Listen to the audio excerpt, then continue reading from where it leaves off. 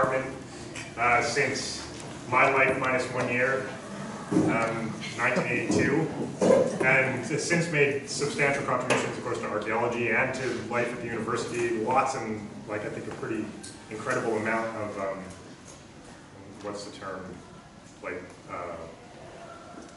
working for the administrative, thank you. Yeah, that's it. The administrative stuff, and just came back last year from an 8-year stint as a VP academic, so making significant changes and contributions for the university on the whole. And most notably, I imagine, or famously spent time working at Charlie Lake Cave in Fort St. John, which is one of the oldest archaeological sites in the province, if you didn't already know that, and the topic for today's discussion. So please welcome Jon back to the department, I suppose, this year, and thank you for coming out.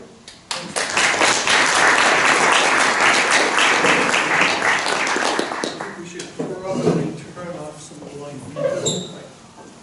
So this coming summer will mark the 35th anniversary of the discovery of Paleo-Indian occupation at the site that I'm now going to refer to as Tse'K'wa, because this is the new name for the site that was formerly known as Charlie Lake Cave.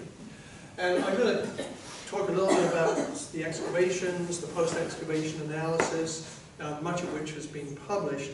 But I'm also going to reflect a little bit on some of the things that have changed in archaeology since the site was excavated, and also think a little bit about the potential of the site for, or at least the collections, for future research. I am going to present some relatively new research results. Some of these have been published, some are still in the pre-publication stage. So I'll be also looking at the end in the discussion and question period for some input on ideas that you may have about new methodologies and so on that we might apply here. So this is the photograph of the site. This was actually taken in about 2013 or 2014, I think.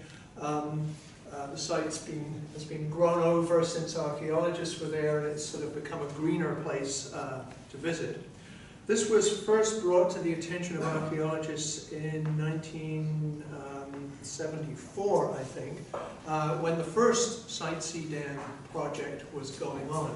I'm not sure if everybody knows that archaeological research was done at the Site C location in the 1970s and was run through Simon Fraser University. Initially, Knut Flatmark did work there, and then the big project run by Brian Sperling, who was a graduate student at the time. So Knut was told about this site, and it was outside the area they were supposed to be studying, but if you show an archaeologist a cave, they dig it. So, and caves are pretty rare in that part of the world. So Knut put a test excavation in there, pretty much right here in front of the cave mouth, went down less than a meter, found some lithics and bone, and Dick Gilbert, a student who was on the Site C project, then went off to University of Alberta, where he was going to actually try and develop an MA project for this site. So he came back the following fall with Alan Bryan. Alan Bryan, a well-known early man fanatic, if I can put it that way, was hoping to find early materials at the site, but they again went down about a meter, hit rock, and stopped digging. But Dick Gilbert, who I don't think ever, maybe didn't finish his master's degree, but eventually became a high school teacher in Prince George and remained friends with Knut. And Dick bugged Knut to get funding to go back to the site and take another look at it. Dick, by the way, is the only person who's ever worked every single season at Tse'K'wa. So, before we get into what happened when Knut went back to the site, let's just take a little look at where the site is. It's not as big as the star. That's its approximate location. And here we have Fort St. John, the Peace River here, Charlie Lake itself there, and then the site of Tse'K'wa sitting but just off the end of the lake and a couple of miles up the road from Fort St. John. And helps to hit the right button. It's in a fairly well-developed area. This is a sort of rural residential suburb up here, people owning sort of 1 or 2 acre lots with a house on it. And then you've got the Alaska Highway here, and quite a heavy industrial development along the highway. Looking from an aerial view, this was taken, I think, by Jon Driver, one of our former students. You can see a house there. The site is just in the trees here, and you can see Charlie Lake in the background. The site sits in a very prominent location, and it would be even more prominent if there were no trees in the area, which of course there were lacking when the site was first occupied. So the lake there, a misfit stream, Stoddard Creek that runs down here, was a major fishing stream for the local First Nations. And the site sits on a little promontory that sticks out over the stream valley. There's 3 major components to the site in terms of physiography. The cave itself, this is bedrock sandstone, Cretaceous sandstone. The cave was probably formed by high pressure water underneath the ice. An area that we call the platform in front of the cave, and this is where most of the excavation took place, and then an area that Knut called the parapet, which is a great big rock that sits out a couple of meters in front of the cave. It's a great place to sit and have lunch, and if you stand up on there or up on the top of the bedrock, you can see over a fairly wide area towards the south and west. And again, an aerial view again, thanks to Jon Driver. She had money for helicopters, I didn't. So the escarpment here with the cave inside it, this very large boulder here, and the platform in between where the people are standing and excavations are taking place. When we went there in 1983, and Knut did these excavation units here that are in black, it became apparent that the very large rock that's called the parapet that sits in front of the site is not bedrock. It's actually detached from this cliff face,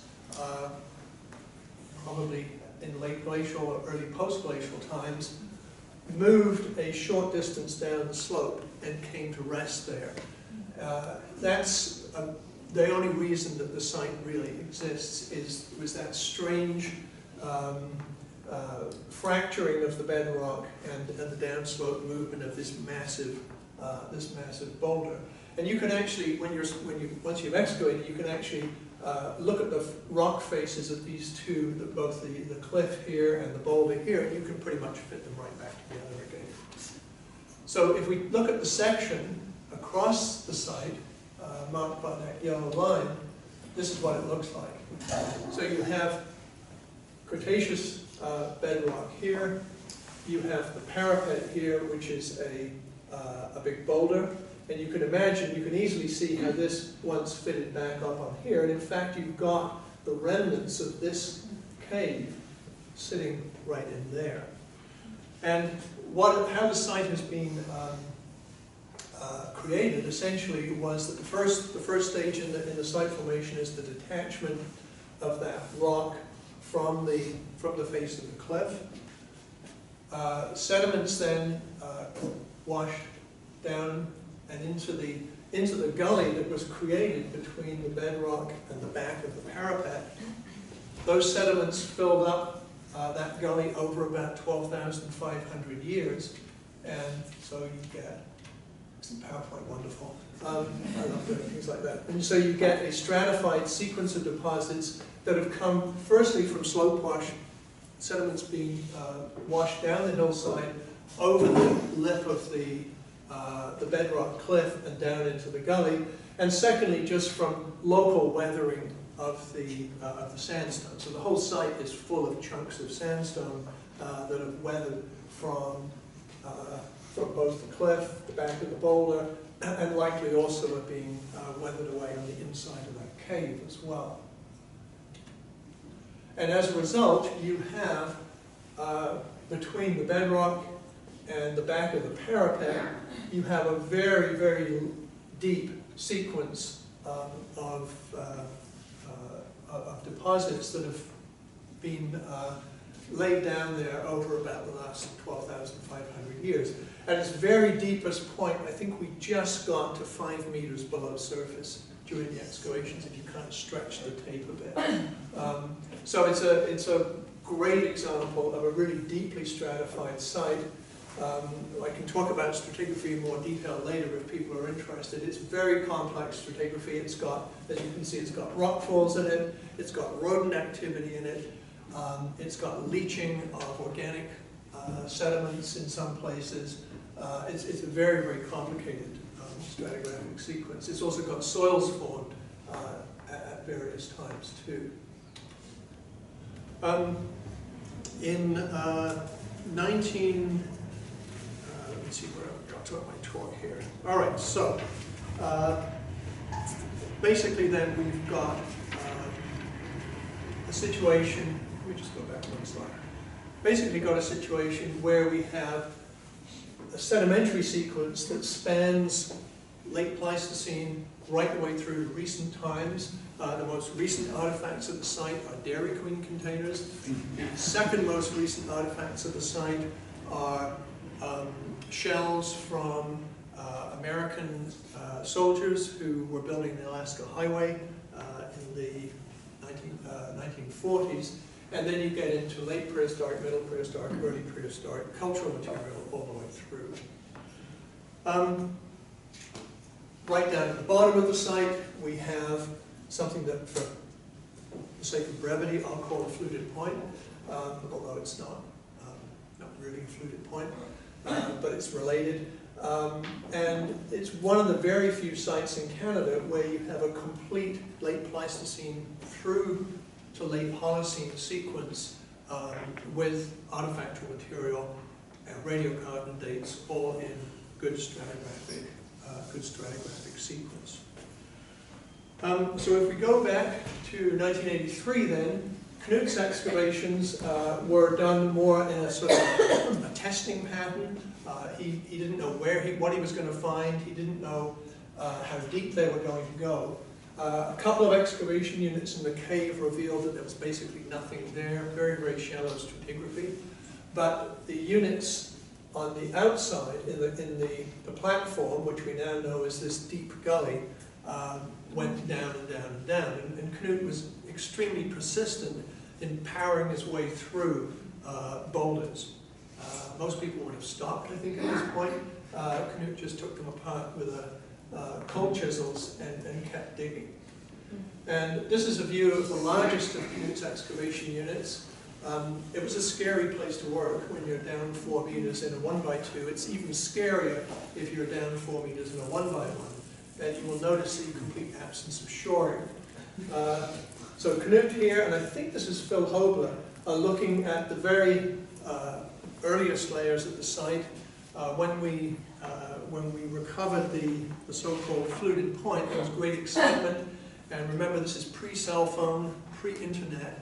And so a lot of people, when they heard that we had a fluted point in context with datable material, flew up to Fort St. John to see what we'd found. There's Phil, one of the people who came up to take a look at the site. These small excavation units are great for testing things. They're a great way to get a sort of quick look at the stratigraphy, but they are not good for excavating complex sites. These are the kinds of excavations that I prefer to do. I learned my excavation techniques in Britain working on Roman and medieval sites where this would be considered a small unit. This is something I dug in the 70s. This is a pueblo I worked on in the 1980s, where if you want to find how a complex site works, you dig a big area of it. So when we went back to the site in 1990 and 1991, we took that principle and applied it at a smaller scale. So instead of poking these little tiny excavation units into the site, we opened up a trench that ran between the bedrock and the back of the parapet. That increased the safety factor because the bedrock wasn't going to collapse. We were fairly sure that the parapet wasn't going to fall over, although we did get a little worried when we started to dig underneath it. And luckily we didn't go in too far. But this slightly broader excavation unit enabled us to map the stratigraphy much more easily. And so just some of the advantages here, you can possibly see tracking a layer that flows, almost appears to flow out of the cave and flows down here. These are Knuth's old excavation units.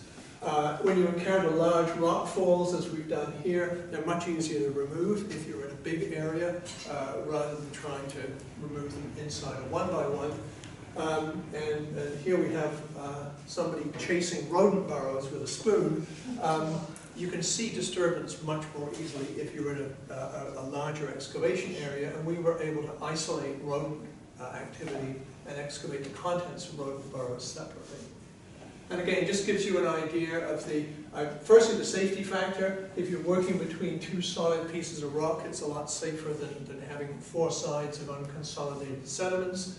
It gives you the space to work around detailed excavations, and I'll show you a plan in a minute of a very interesting find which we simply, I think if you've been digging a one-by-one, you've just powered your way through it. Digging over a bigger area allows you to take things out more carefully. And here we go, taking out one of the big boulders that, again, can be handled much more safely and efficiently in a big excavation area. So, and again, you get an idea here, I think, of the size of the trench that we dug and its relationship to the cliff face here with the cave in it and the parapet over here.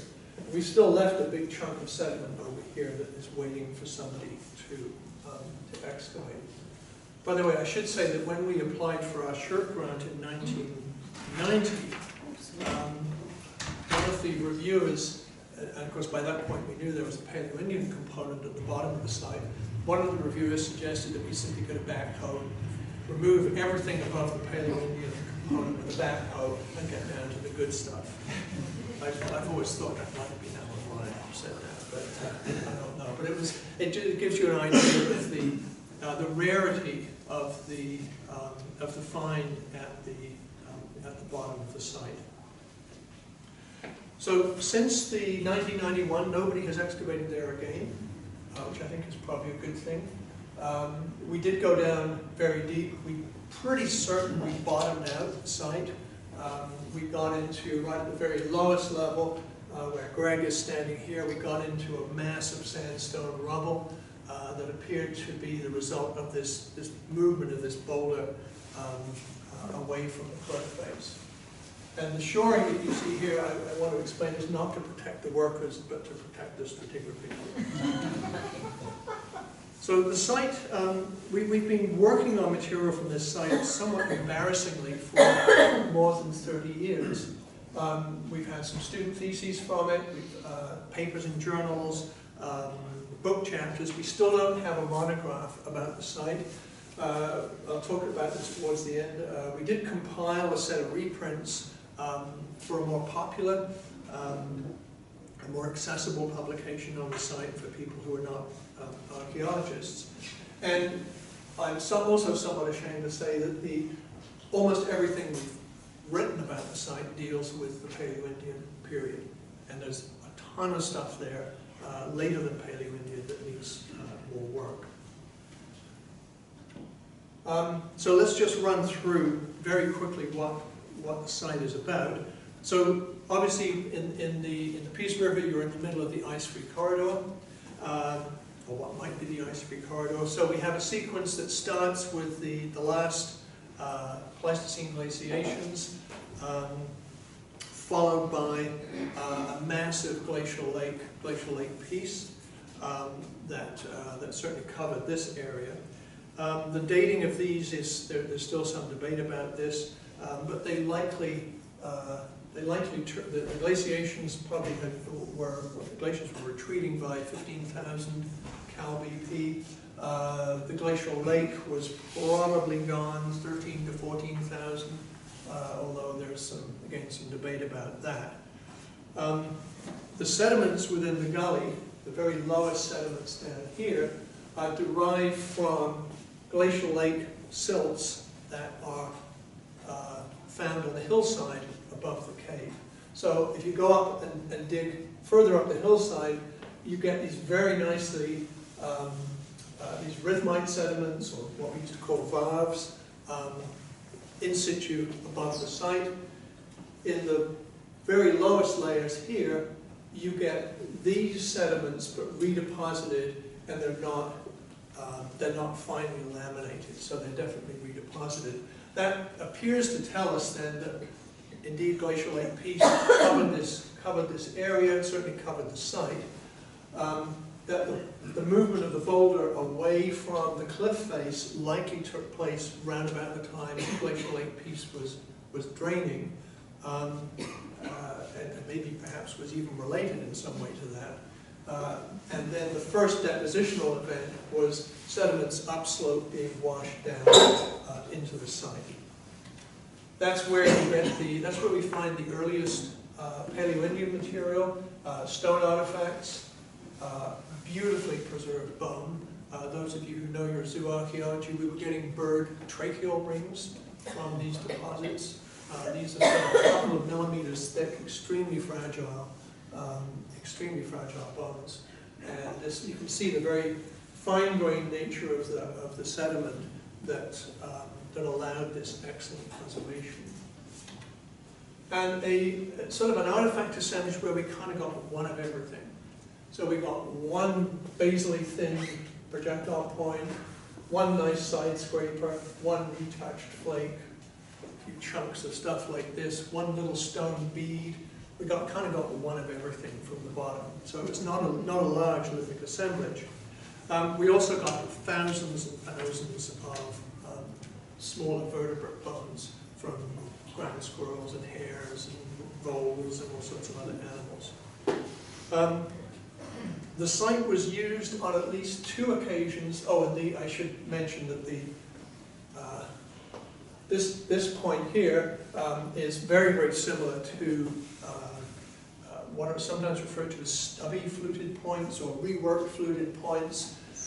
Sometimes it's being called the Charlie Lake Point, but these are found, they're particularly well known from Alberta, and I just, for comparison there, showed you two examples from Sybil Creek, which is about 700 kilometers to the south and slightly east of Tse'K'wa.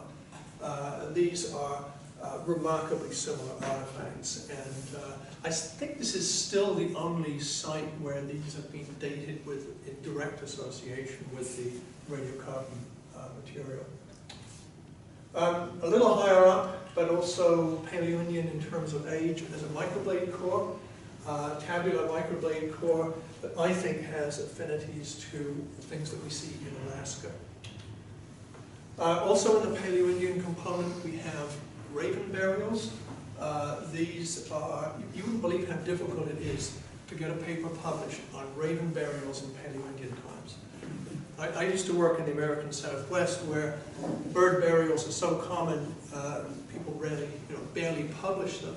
So you apparently find a hawk skeleton sitting in the middle of a kiva, it's cultural. You find a raven skeleton buried in a Paleo-Indian site with grave goods, and it's natural.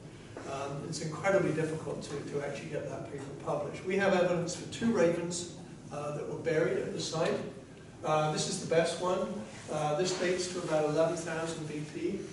But the scale up here, it's a 10 centimeter scale, so you can see this is one of the advantages of working in these bigger excavation units. When you find something like this, you've got the room to find it and the opportunity to excavate it carefully and map it. So this is a plan view. This is the back of the back wall of the parapet. Here's the raven skeleton laid out in anatomical order. The only thing missing was the head. We couldn't work out whether that's cultural or natural. It was so well preserved that you could actually figure out which side it was lying on. I think it was lying on its left side, because you could start with the right wing, then you could go to the right leg, then the left leg, and then the left wing. And these are the phalanges here, and clutched in the phalanges was the microblade core. There's a second raven skeleton earlier, dates to about 12,000, 12,500, something like that. It is not in its original position because of sediment movement. This little circle here shows where it was found. So this is a plan of the excavation area, and these are the stone artifacts and bison bone from the first Paleo-Indian, the earliest Paleo-Indian component. This is the approximate location of the projectile point, and you can see that there's a fairly well-defined cluster of cultural material here, and the raven skeleton sits right in the middle of that. You can also map, we did map this raven skeleton too. It was originally deposited right here.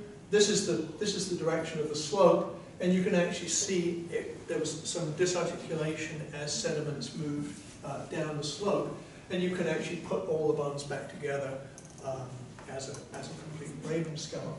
What's really interesting, I think, is that this is about 12,500 BP. If you look at the other raven skeleton, the later raven skeleton, it dates, both of these have been directly dated, it dates about 1,000 to 1,500 years later, but it's located almost in exactly the same place. So these things are about a meter apart. I think it's really interesting that you would have two raven burials separated by at least 1,000 years, but located almost in the same place, both associated very strongly with cultural material. Now, the later material at the site, this is the stuff that we ought to be working on more. Just a whole pile of artifacts. I think this is still the sort of type site for the cultural sequence in the Peace River region. A certain amount of bone artifacts, although those are pretty rare. And then, kind of weirdly, near the top, we were getting ground stone. I don't know if people are seeing ground stone in these sort of southern boreal forest sites, but a lot of them are just edge ground, like these ones here. But this could come out of the, a site in New Mexico. It's a beautiful mono, although I'm sure that's not what it was for. It's ground down on all sides. And then the other thing to note about the site is that, and we've done a fair amount of work on this, is the environment, evidence for environmental change, particularly the Pleistocene-Holocene transition, or the transition from late glacial to early modern conditions. And the simplest way, the best way to show that transition from an open grassland environment to a forested environment is to look at these two taxa. Lepus, in this case, is snowshoe hare, which is basically an animal of the forests. The squirrels here are all ground squirrels, which are basically animals of the grassland. And these are simply raw counts going through stratigraphic zones from earlier to later. This is about 12,500, this is about 11,000. And you've got a very nice decline in the ground squirrels, which pretty much disappear after that point, and a really nice increase in the snowshoe hare, which then become the dominant small mammal for the next 11,000 years. So there are other species that help us come up with this reconstruction, but this is the most striking example. So I just want to talk a little bit about what has changed and what hasn't changed, partly in terms of our interpretation, but also a little bit in terms of archaeological methods. So I just put pretty pictures up while I talk about some of this stuff. Culture history is important because the culture history of northeastern British Columbia, northwest Alberta is really not very well known.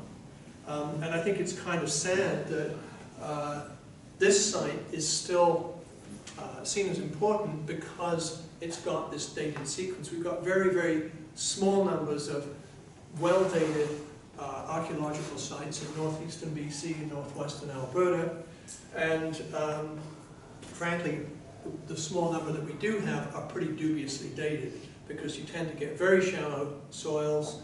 People just grab bits of charcoal without really being able to tell what context they occur in, and try to date the sites that they're working on. So based on what I've seen of publications that cite our work at this site, firstly, there are very, very few people recovering material that is comparable to what we had here.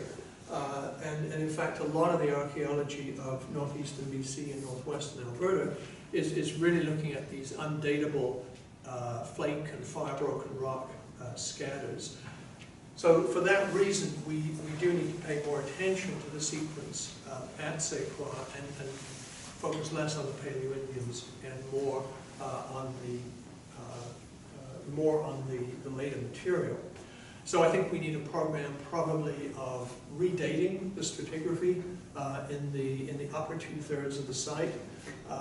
We need a program where we simply better describe the artifacts we've been getting, and we do a lot more comparison with the material that's showing up in the grey literature, both in British Columbia and Alberta. So that's one area that I think we've been a little negligent in, and that I hope to correct in the next few years. Turning to radiocarbon dating, this site has sort of seen the evolution of radiocarbon dating, and samples have been taken at various times, primarily from the Paleo-Indian material, with increasingly refined dating methods. So the first dates from the site were done in the SFU conventional radiocarbon lab that used to be down in the basement of the area where Roy now works. And then we were lucky because the inventor, or the co-inventor of AMS dating was Earl Nelson from this department. I don't know how many people know that AMS dating was invented by SFU faculty members. One guy in chemistry, one guy in archaeology. And so we were able to get a series of AMS dates from the various labs that Earl either developed or collaborated with. And then more recently, we've seen advances in AMS dating primarily through increasingly sophisticated calibration methods, but also through increasingly sophisticated extraction of organic compounds from bone with better characterization of what it is that you're actually dating. So as a result, we have quite a large number of dates from the Paleo-Indian material, all on bone. I'm not a big believer in charcoal dates. I think bone dates are much better because you can usually demonstrate a really clear association between the bone and the human culture through things like cut marks and so on. One of the interesting things we can do is look at specimens that have been dated more than once, because we have bison bone from critical stratigraphic positions that we wanted to date on a number of occasions. So what I've done simply here is list these paired dates. It's interesting to look at the early dates, the ones from 1984, done by the SFU lab, and then compare them with the AMS dates that were done 30 years later. So one of the problems with the conventional dates was that they had very large standard deviations. In this case here, I think we're probably showing that the conventional date and the more recent AMS date are pretty much in the right ballpark when it comes to getting us the calibrated age, but the AMS date with a smaller standard deviation is letting us get a bit more precise. This date is probably the worst of the conventional dates that were done. When calibrated, it comes out significantly earlier than just about any other date. It was the earliest radiocarbon date we had, and probably isn't a good indicator of the age of the site.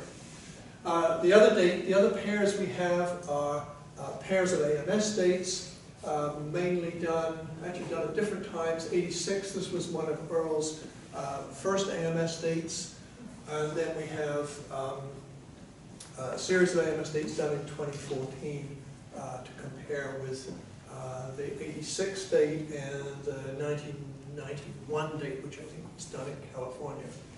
And these tend to come in pretty close. I mean, you can see this pair here gives us very, very similar readings, different dates, different extractions, different labs. So these are starting to give us, I think, a pretty strong degree of confidence in the age of the site. If we just look at all the dates, and one of the things I have to do is become much more proficient at analyzing radiocarbon dates. So all I've done here is just put the range of all the dates, every date we've got from the relevant Paleo-Indian subzones. So these are the earliest, these are the latest, and you can see that we have reasonably good correlation between the stratigraphy and the dates. We've got some of these very large standard deviations that don't help us a lot. If we remove the dates with large standard deviations and we remove the dates where we've got duplicate dates, it starts to look a little better, but of course the number of samples goes down. And again, what it's telling us is that the earliest layer that we have there is basically exactly the same age as the next layer, and then I shouldn't say layer, I should say zone, and the sediments in this zone then move nicely into the dates for the subsequent zone. So we've got reasonably good correlation between the radiocarbon ages and the stratigraphic position of the specimens that were dated, and we don't have to play those crazy games of saying, well, we're rejecting that date and we're accepting this date. We're actually, I think, in pretty strong statement. We can make pretty strong statements about the integrity of our stratigraphy. I'll also point out that we've dated small mammal bones from these components, and we get the same results. But the dates were done in the early AMS days and have these rather large standard deviations. So radiocarbon dating is something that's changed a lot. We've taken advantage of that at the site, and I think with the new techniques, we're getting better and better age estimates. Let's look now at DNA, which is the other big change in the interpretation of the site, and one of the big contributions the collection from the site is able to make. I'm going to look at 3 studies briefly. 2 of them are on bison, and 1 is on ground squirrels. The work on ground squirrels has just been completed by Tom Royal in this department in Dongya Yang's lab. And Tom is also going to do further DNA work at the site, starting with the fish, but also hopefully we'll get into some other stuff too. So the ground squirrel stuff hasn't been published yet, so we'll be working on that over the next few months. So the first work done on bison was done in the early 2000s by Beth Shapiro from Oxford as part of her PhD. Mike Wilson, who is sitting somewhere in here, was also quite heavily involved in that work too. Beth studied hundreds of bison fossils from North America and Eastern Asia, and she took direct radiocarbon dates on many of the specimens that were sampled. She published a summary of her thesis in Science in 2004, and again, the short version of this is that bison were distributed across Beringia and North America before the last glaciation. Glaciers come in, separates the northern and the southern populations. They evolve in slightly different directions, creating distinctive clades to the north and the south. When the ice melts, opens up the ice-free corridor, beautiful grasslands. Bison from the north can move south, bison from the south can move north. At the time that she did her work, she was able to demonstrate that the distinctive southern bison were moving north through the ice-free corridor, and perhaps slightly later, perhaps at the same time, distinctive northern bison were moving south. And at the time of the analysis, Tse'K'wa was the only site where both bison were found together and dated at the same time period. And further work demonstrated that all of the modern bison, or most of the modern bison at least, are descended from the southern clade. This paper's been cited more than 500 times, which makes me look really good, because I'm a very junior co-author on it.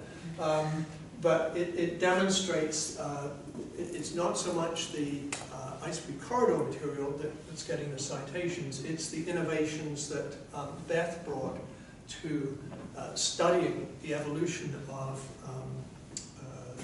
species through the use of ancient DNA, and the fact that she was able to demonstrate that bison had been through bottlenecks, population bottlenecks, prior to the arrival of humans, and therefore presumably population bottlenecks were being caused by environmental factors, not necessarily by people. So this is the key diagram from her paper in Science. I won't go into this in great detail, but you've got sort of free-roaming bison up above there. The ice comes in. Here's the ice-free corridor. Northern bison moving south, southern bison moving north. Late Pleistocene, early Holocene. Here are the southern bison. Here's Tse'K'wa, or Charlie Lake as it's known here, and both northern and southern forms being found together. Here's the Holocene situation with just southern bison surviving and evolving into the bison today. A more recent paper was pulled together also by Beth and a number of other archaeologists and paleontologists, mainly working out of Alberta. There's an important new paleontological site, Clover Bar in Edmonton, that has produced slightly earlier fossils than Tse'K'wa and a little bit further south. Because more bison were sampled, they were able to confirm that indeed modern bison do seem to be descended from the southern clade. That's the bisons that were cut off from the northern bison during the last glaciation. But there was evidence for isolated populations of what we think are northern bisons surviving both in Alaska and the Yukon, and also along the Rocky Mountain front, and well into post-glacial times. The dates from Clover Bar suggest that the ice-free corridor opened a little earlier than had been previously thought. So Clover Bar has both southern and northern at about 13,000 years ago. And there's a southern specimen in the Northwest Territories that dates to about 12,000, so this had to come up from Alberta and get up to the Northwest Territories. And as before, Tse'K'wa has both southern and northern forms, but dating a little bit later than the bison from Edmonton, which is a little bit south, quite a bit further east. And it's starting to suggest, I think, that the Peace River Valley in British Columbia at least was probably one of the last areas east of the Rockies to be deglaciated. And here's the diagram that comes from the Heinzman paper. Similar thing, the different clades are color-coded, so we've got the pre-last glaciation situation here with quite a diverse array of genetics up and down western North America. The last glaciation with the genetically diverse populations in eastern Beringia. And then as the ice-free corridor opens up, we've got the southern bison moving into the corridor, plus the northern bison represented here in blue. And then the Holocene situation dominated by the southern bison, but northern bison still surviving in some areas, including a couple of areas adjacent to the ice-free corridor. So this work really demonstrates the value of having well-dated, well-preserved archaeological material, and in particular, of course, the animal bones that are really clarifying some of the sort of continental-wide picture at the end of the last ice age. I'll just mention briefly the ground squirrel work. This is work that Tom has done for me. Ground squirrels are a very diverse rodent group. There are many, many different species in the Old World and the New World. The genus that we're interested in is Urosatellis, where there are at least 8 different species currently recognized. And we'd identified these many, many years ago, but we could never figure out exactly which species they were for various reasons. But the ancient DNA analysis indicates that we have Richardson's ground squirrel at this site at Tse'K'wa, 12,500 to about 10,500 years ago. And this is 500 kilometers outside of its modern range. And this is, now this may sound exciting, but actually it's just one more example of many, many, probably hundreds of late Pleistocene faunas from North America that are sometimes referred to as non-analog faunas because they contain a mixture of species that today would not be found together. And Tse'K'wa is a classic example of one of these non-analog faunas, although it'd be nice to have more small mammals there. So this is the modern distribution of Richardson's ground squirrels. In the late Pleistocene, by the way, it went way further south than it is found today. And up there we have Tse'K'wa, well outside the modern range, but entirely consistent with our interpretation of the early environment there being grassland. In contrast, we have this little guy, which is a collared lemming. Now, collared lemmings are also undergoing all kinds of taxonomic shenanigans right now, and a lot of DNA work is showing a much more complex evolutionary situation than had originally been suspected. We actually don't know which species of dicrostonyx we have, so I just showed you the modern distribution of the northern collared lemming today. Regardless of which species or subspecies we have, I mean, there's another one, for example, around Hudson's Bay. It's a heck of a long way from where it is today. So, the same layers at Tse'K'wa, you've got southern bison, you've got northern bison, you've got lemmings that ought to be living on the tundra, according to modern biologists, Richardson's ground squirrels that ought to be living on grassland, and it just tells you how different late Pleistocene environments were from the modern environments and the modern distribution of animal species. We also have a vole there called the tiger vole.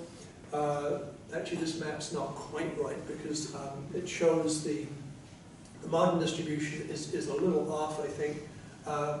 Tse'K'wa is actually just to the west of their modern range, and this is an animal that's strongly associated with some sub-environments within the boreal forest. So in the same layer, we've got tundra animals, boreal forest animals, grassland animals, all coexisting, and clearly a different kind of environment from what we see today. The last comments I'll make very briefly about the environment. There's a recent paper came out where finally somebody went and cored Charlie Lake. The people who did this claimed that it was an arm of Glacial Lake Peace. I personally disagree with that. But they did get a very nice pollen core and environmental DNA out of the lake bed just a kilometer or so away from Tse'K'wa. Their pollen sequence is basically the same as you get in the Peace River region. So unvegetated land at the very end of the Ice Age, basically a barren landscape, taken over by steppe vegetation, probably with clumps of aspen, poplar, boreal forest after 11,600. The environmental DNA surprises that came out of the lake were firstly mammoth. There's no mammoth that I'm aware of in the Peace River that dates this lake. Elk and moose, there's no elk or moose in that area, I think, that dates this early. And they got pike, which is a top predator, but they got no other fish, which seems a little strange to me. And also they didn't have ground squirrels, and they didn't have water birds, which are abundant at Tse'K'wa. So if this is right, I don't know how DNA moves around the environment, but I suspect that mammoth DNA might be redeposited. But it looks as if we're getting a somewhat different picture from the bottom of the lake, and that will add to the identifications at Tse'K'wa. But I won't bore you with the details of their slide, which I think is a little bit obscure. But they've got these are the sediments they claim are glacial lake sediments. I'm not entirely convinced by that. And within those sediments, they have the mammoth, the bison, the elk, the moose, and so on. And then the evidence for steppe and poplar environment, and then a boreal forest later in time. So generally good correlation between what they're getting and what we were getting in terms of the overall reconstruction of the environment. Maybe some debate about whether or not it really was a glacial lake at that time, and maybe some debate about where their environmental DNA actually comes from. And the last thing I'll mention is the relationship between the site of Tse'K'wa and the various nations that make up the Treaty 8 Tribal Council. Three bands or three nations within that association bought the land that contains Tse'K'wa in 2013. There's a house on the land, so they're using that as a cultural center. They're bringing visitors to the site. Their long-term goal is to build a proper cultural center down on the Alaska Highway and trap the tourists as they follow the ancestors 12,000, 13,000 years ago, who basically took the same route to get to the site, whether from the north or from the south. And the site has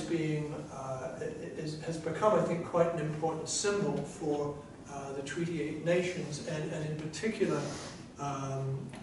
those who identifies Dene as a very, very important ancestral site. I mean, it's got evidence there for 12,500 years of human occupation of the Peace River, and nobody, I think, could ask for anything better than this as evidence for long-term First Nations use of that landscape. And the last bit of work really I did with around this relationship was to compile all of or many of the previous publications on Tse'K'wa firstly into a book that could be distributed to First Nations, schools, libraries, museums, and so on in the region. And what we did was simply reproduce the academic publications, and then wrote what I could call intelligent layman's, layperson's introductions to those articles, explaining why we wrote the article, what the major points were. We have obviously an introduction to the book, including an introduction by somebody from a First Nations perspective, and then we threw in about 40 color photographs at the end to just give people a better idea of what we were actually doing there, what we were finding there. This has been distributed in print form, but it's also available for download or online reading for anybody on the SFU library research repository. So anybody with an internet connection can read this. And I'm thinking actually this might be a really nice model for what we are going to do with SFU Archaeology Press over the next few years. Putting site reports and online, making them accessible to a larger number of people. So I'll just, the usual acknowledgements to everybody who's worked on the site, everyone who's given us the money to work on the site. And maybe at the end, just say, what should we do next? I'm not going to do any more digging. what should we do next with the materials that we've got. So I'll leave it at that. Thanks very much.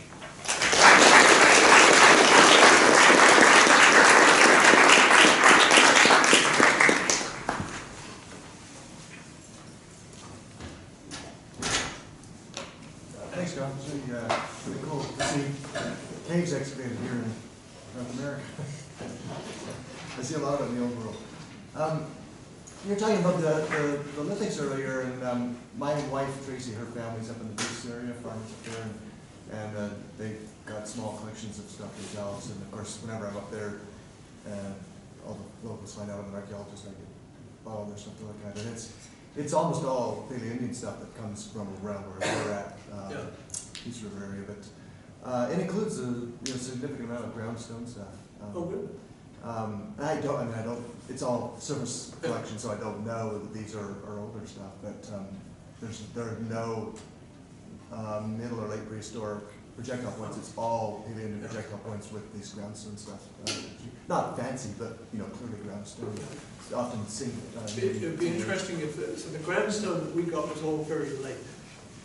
It would be interesting to see, and if you're getting it associated with the earlier materials, that's kind of interesting. There's massive collections up there. I think maybe Milt went up there at one point.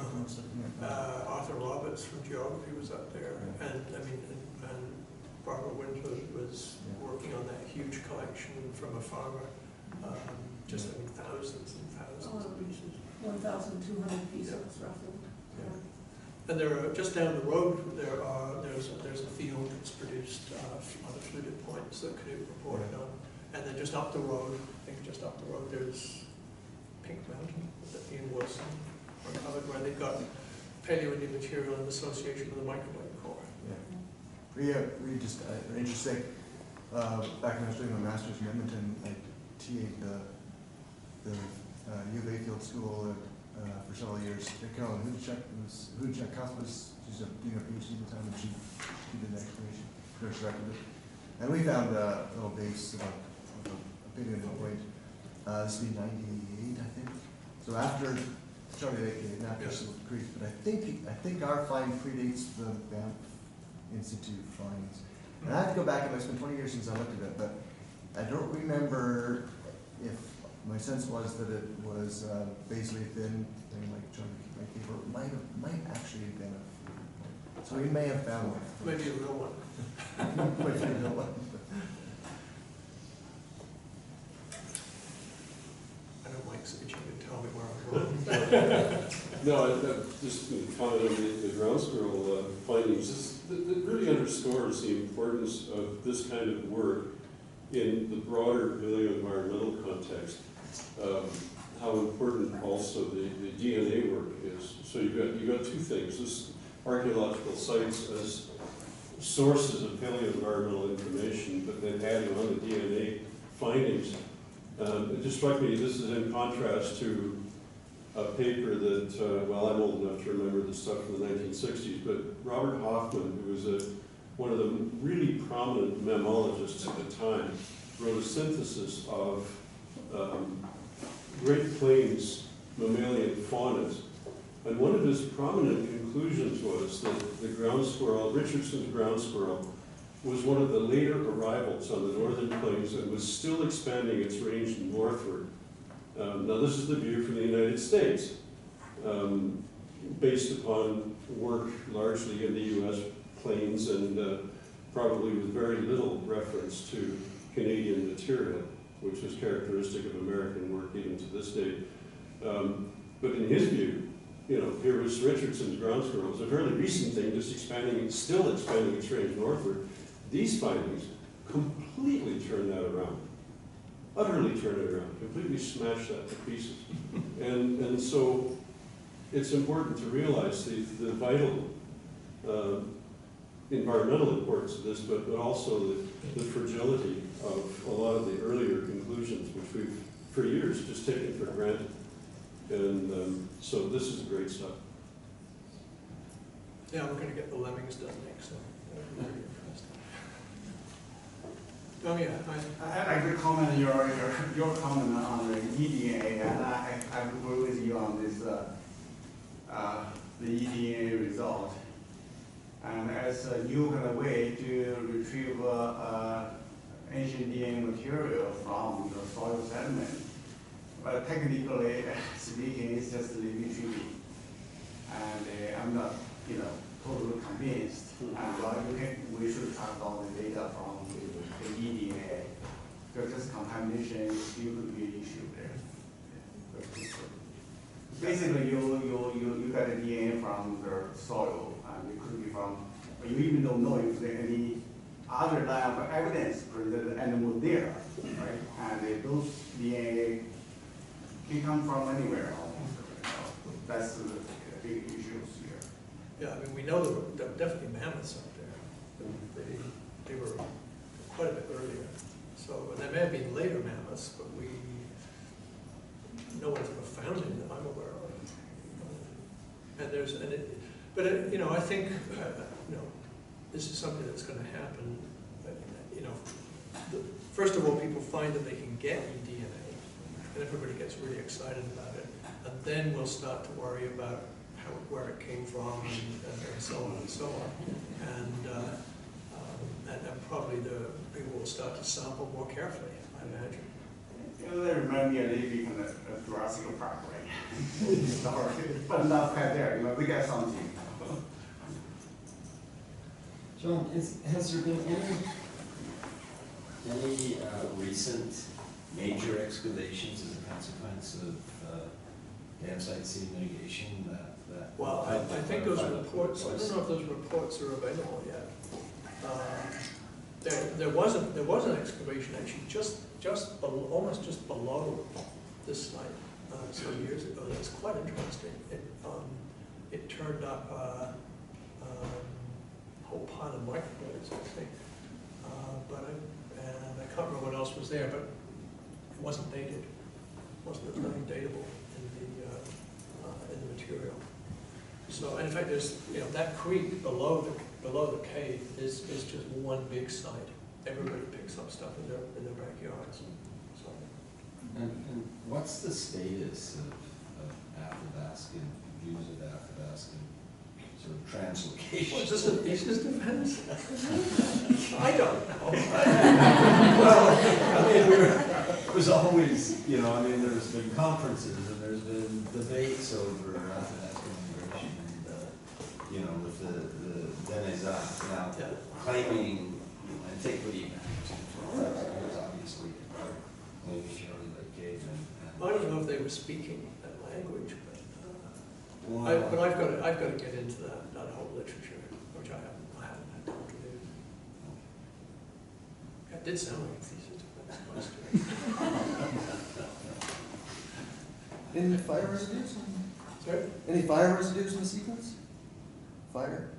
Fire. Yes, sorry, I should have mentioned that. So the lower stuff, there's no evidence of fire, no burnt bone at all.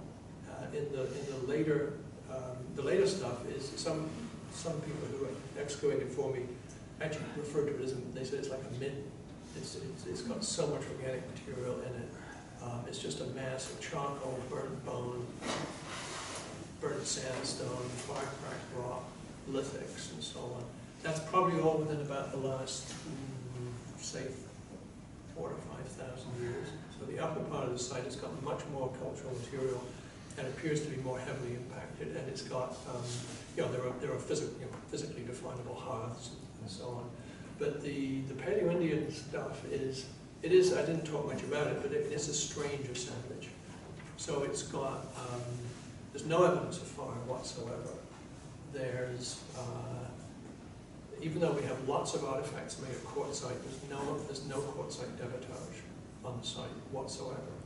And then for the black chert, whatever it is that they're making the finer artifacts out of, we have little resharpened episodes. But it doesn't look like there's any lithic production of the site from Paleo-Indian times at all. I must admit, I mean, I'm starting to wonder if the whole Paleo-Indian thing isn't non-subsistence related and isn't somehow commemorative or ritual or whatever you want to call it. The more I think about it, the less it looks like a sort of standard camping does it give you, from there, do you have a pretty good view of the valley below there? Yeah, you It have could be very- like you a have hunting very watch good sort of thing. Yeah. That's what this is what our interpretation of the site that we mentioned earlier in Jasper, Snake Indian River, it was clearly a place where hunters are sitting up there. It wasn't a camp spot or long-term camp spot. They're sitting up there and retooling. So we'd find bases of projectile points throughout the sequence, continue of thousands of years. Bases, so we're pretty sure they're taking out broken points. While they're sitting there watching for game, they're Right. taking out broken points, making a new one, so we don't find complete points, we find the basis of old discarded points, and we find the debitage from them manufacturing a new point. There's really strong pattern through. So I would say the strong pattern we get there is quartzite artifacts about this big with no debitage, smashed up bison bone, and then a small number of much smaller, finely made chert artifacts, occasionally being reshot. One of the theses that came out of the site proposed that it was a meat cache in Paleo-Indian times, and that the bison bones and these big quartzite artifacts are a signature of meat caching. And the idea being maybe you cached the meat in the cave, which at that time would have been 2 or 3 meters above the floor of the gully, so less accessible to scavengers. And the quartzite artifacts are similar to artifacts that have come out of ice caves in Idaho that I think date back to about 8,000 BP that are associated with bison storage, frozen storage. So, it's a strange artifact assemblage. It's not a classic Paleo-Indian kind of assemblage. It's not a bison kill. It's not a campsite. It's not a burial. We don't know what's going on there really. Peter. Your second excavation you have been involved is the best of the platform. So the east of the platform, does it say deep, and how much of the platform would be still not unexcavated, I guess? So yeah, it will go down deep, as far as we know. There's much less Paleo-Indian cultural material on that side, but then it's only really been tested with a couple of little 1 by 1 meter squares. So this half site is still unexcavated? Yeah, there's more than half the site is still available for future work, regardless of whether you use backhoe or something else. And there are actually there are other spots along that cliff where you may have exactly the same situation. So there are potential all the way along that cliff. There are potentially sites. I think the one thing that we were all hoping we would find when we got down to the bottom was Paleo-Indian rock art.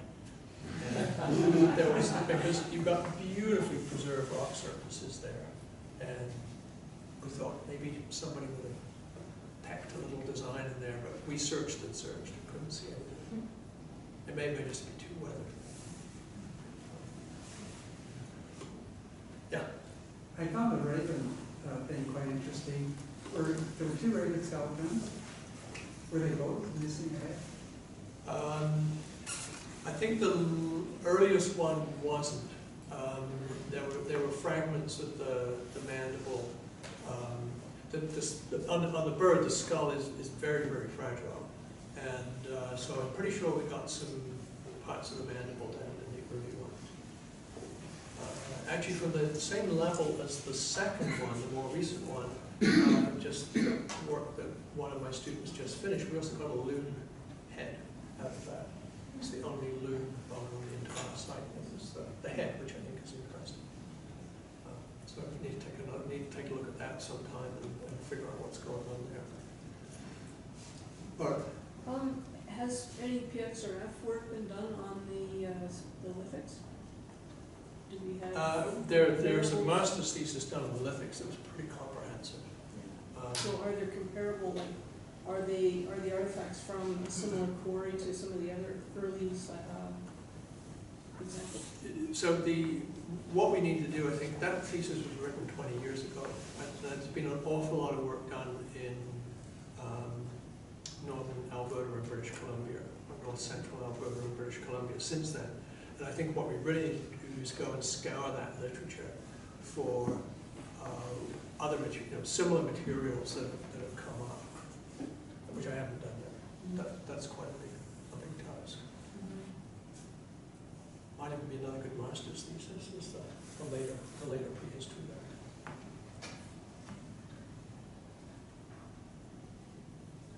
Okay, thank you very much.